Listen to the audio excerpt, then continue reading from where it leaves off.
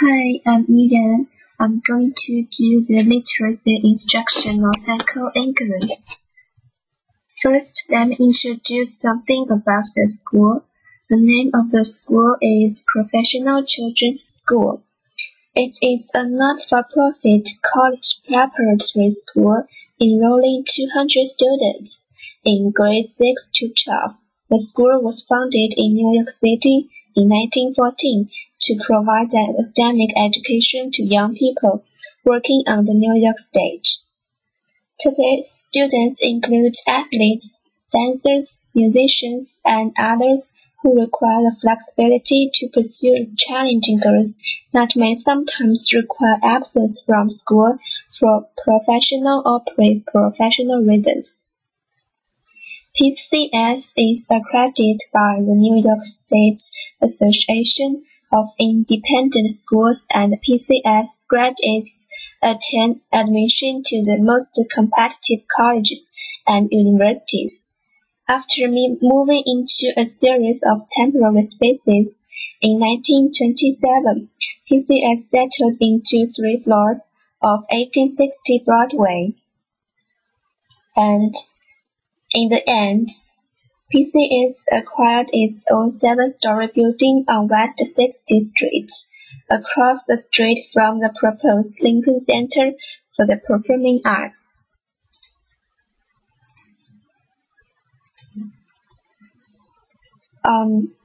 Second, I want to introduce something about the students. The students are in grades 6 to 12. Most of them are pupils from the Juilliard School and Lannis College of Music.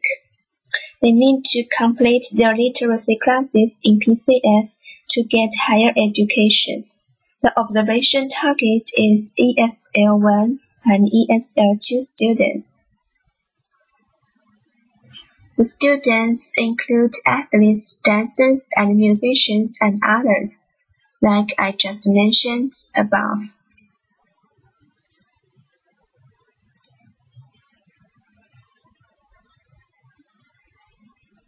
And I want to say something more about the ESL1 and ESL2 students.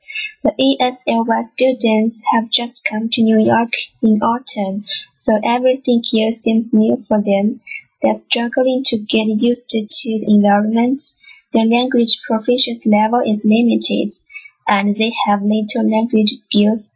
The number of their vocabularies is at low level.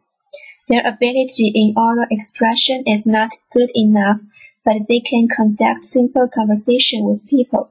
Most of them are experiencing the silent period. The SL2 students, most of them have been in America for several years. They have acquired the basic language skills. They can conduct a normal talking with a people. So they need to practice the oral language to learn to express their thoughts in both speaking and writing. Next, is the main observation objective. The first is to express the real interaction in the ESL classroom. Second, to learn the teaching instructions and methods in a real teaching class. And at last, is try to get close to students to know about their authentic needs and expectations. And let me show you the classroom settings. The wall is painted with color joints. You see a picture. There are so many photos, pictures, drawings. They are all completed by students. And there is a teacher office desk behind the classroom desks, and it's just near the blackboard.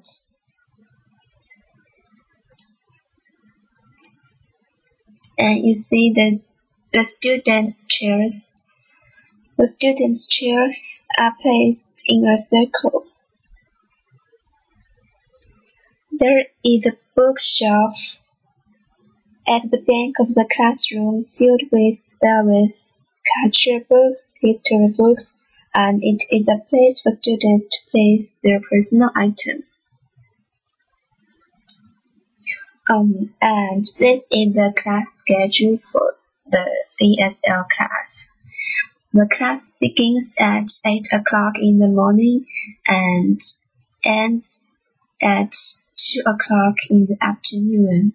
The class is divided into ESL 1 class and ESL 2 class according to the language proficiency level of students.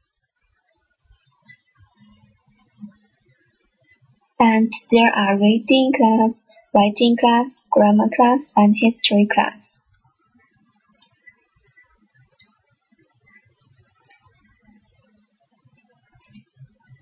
Now, let me show you the detailed analysis of reading, writing, and history class.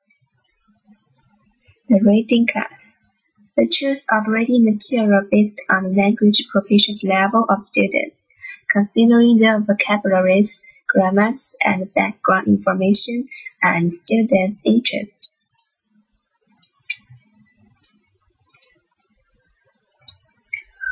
And there is a comparison between ESL1 reading material and ESL2 reading material.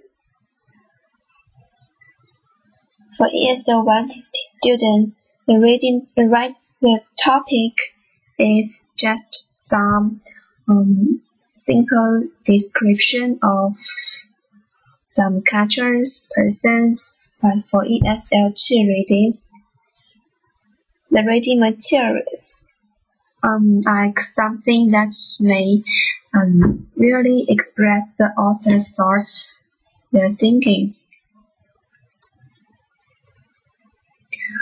In the class, each students are required to read aloud and they need to talk about similar experience. The writing class. For ESL1 students, the writing topic is always specific. The content mostly focuses on the description of something or a person. For ESL2 students, they often have the chance to choose a topic. The content mostly focuses on their personal perspective on something. Second, for ESL1 students, they just write a short paragraph. But for ESL2 students, they need to complete an essay. And at last, in both of ESL1 and ESL2 classes, the teacher focuses more on the structure, the content of writing pieces, than the grammar or the vocabularies.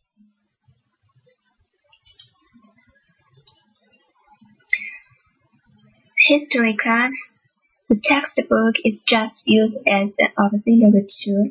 The teacher helps students to conclude the key points. And second, note-taking paper is helpful for students to catch the point. You see the picture, it is an example of a note-taking paper in the history class. The history teacher tells me that he used a note-taking paper to help students to write down something important, because when they are listening to the class, they may not catch the right key points. And teamwork presentation requires participation of each team member. Everyone needs to stand in front of the class to speak out. The history teacher says that she wants to provide equal chances for every student to speak out.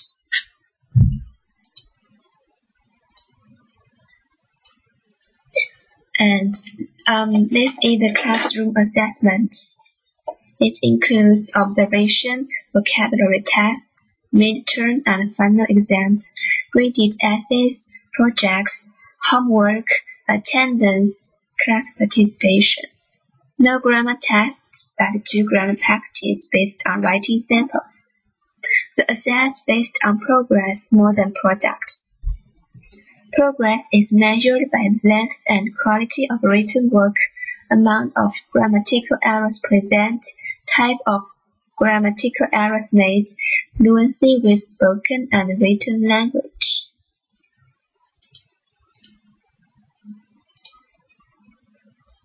This is what I found after I interviewed the teacher. Teaching in culturally relevant ways is easier than not. The teacher used novels pertaining to the Asian experience, cross-cultural experience in literature, reading camp passages from about the USA, lessons that tie into the students' professional pursuits such as classic music, a sharing of cultures and customs, and an explanation and comparison of American culture and the students' cultures.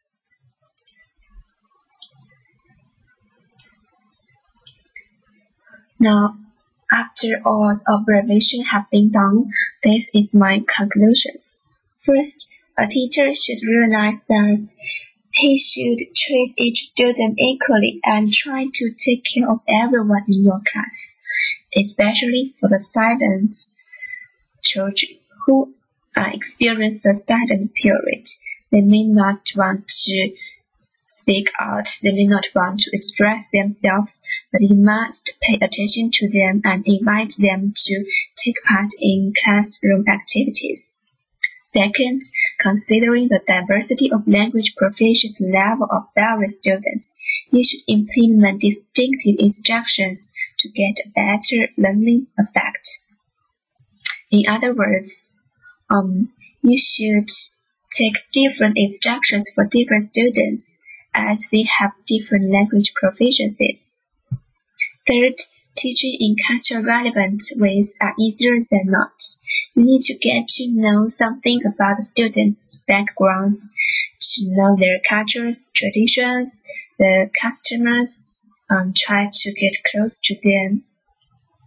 Finally, a teacher should try to provide enough practice and opportunities for students to talk, to speak out in class, in that it is the best way to enhance oral language. Teacher cannot make sure that what students will speak after class, so they need to practice enough practice at school. The school language policy is that every student are required to speak English at school. So this is my presentation.